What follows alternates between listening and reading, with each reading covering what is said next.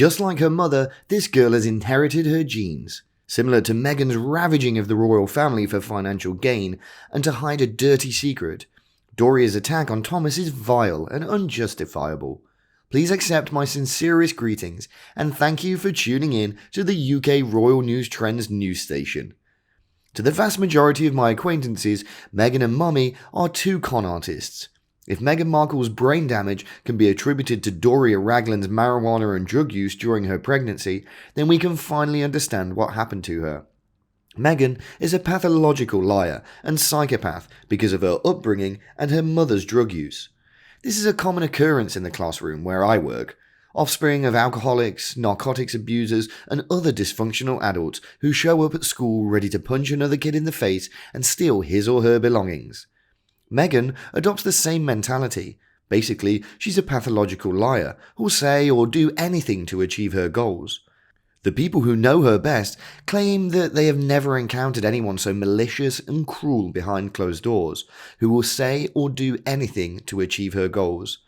A person cannot use drugs during pregnancy and have a healthy child, period. Although marijuana is legal in many states, it is not without negative effects on developing brains. As a psychoactive substance, it must alter the brains of its users in the long run.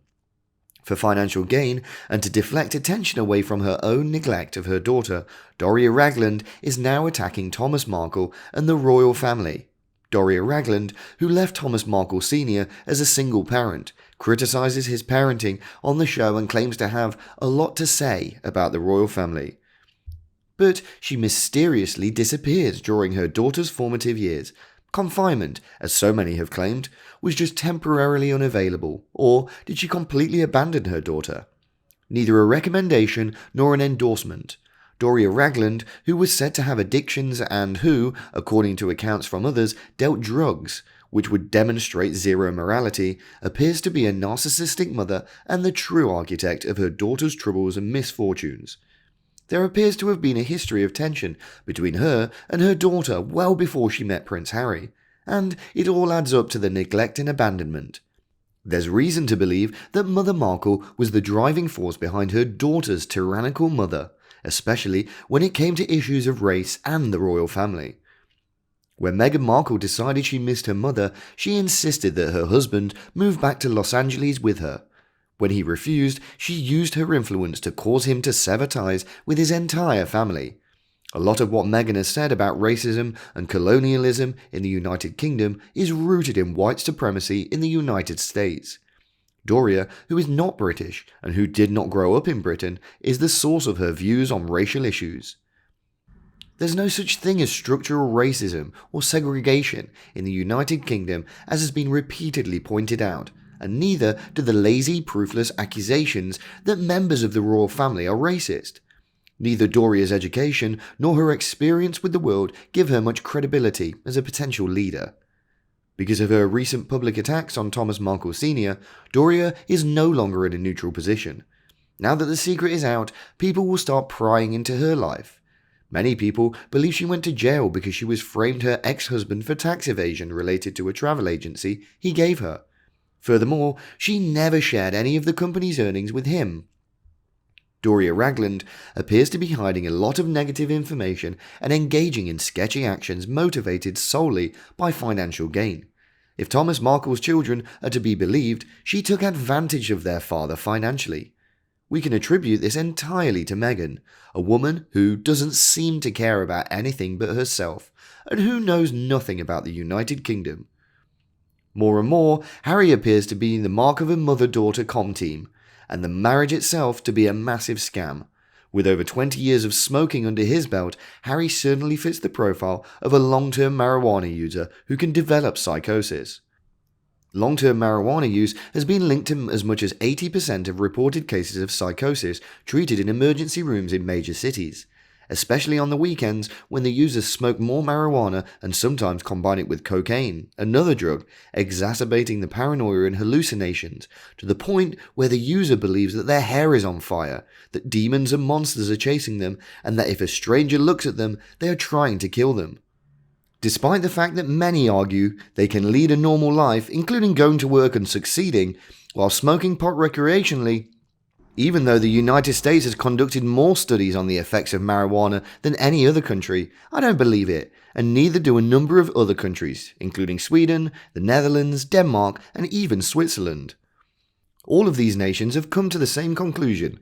Chronic marijuana use is harmful because it produces irreversible changes in the brain, increases the risk of paranoia and schizophrenic hallucinations, and saps the user's motivation to the point where he or she will put everything else in their life on hold to focus solely on getting high. Indeed, based on my personal observations of chronic cigarette smokers, I can attest to this being the case. From personal experience, I can say that regular pot smokers are the most dull people on the face of the earth. They repeat themselves over and over again. They don't have anything to say besides jokes about the references to their pot use. They're either preoccupied with acquiring cannabis, recovering from their most recent high, planning their journey home, or are so far out of it that you cannot carry on a coherent conversation with them. In closing, I do have a question for Harry and his wife. Why don't they have any private conversation? It seems like everybody on TV always has to say something. Only Harry, Meghan, and her mother stand to gain financially from the Netflix series. Therefore, I can't agree with Doria that the royal family stands to gain financially from this. Also, Doria should know that her daughter wed Harry. I don't mean the entire royal family. Leave the dead grandmother out of it. Whoever said that in public is obviously an idiot. How can you call this a documentary? It's a real shame. They would have been better off if they had just kept to themselves and not interfered with the royal family, instead of complaining about a woman who is outwardly white, but whose behaviour would not be welcomed or tolerated in any family. Harry could have married a beautiful black woman who would have gotten along with his family. They imagine that they're safe as long as King Charles does nothing to stop them. I'm watching for them to attack King Charles and Queen Camilla. This book will be the final straw after they've been exposed in this embarrassing, for them, series as dysfunctional and full of hatred. This series is flashbacks to the protagonist's childhood revealed a spoiled, condescending little madam who never learned the word no. You too? I'm curious as to your thoughts on this matter. I'd like to hear your thoughts in the comments section below, and if we can discuss the royal family's feud with the Sussexes, feel free to like and share our video with your friends and family if you enjoyed it today. Also, if you're interested in future updates about the UK royal news trends, be sure to subscribe to our news channel. For now, I'd like to say thank you for watching, say goodnight, and hope to see you later.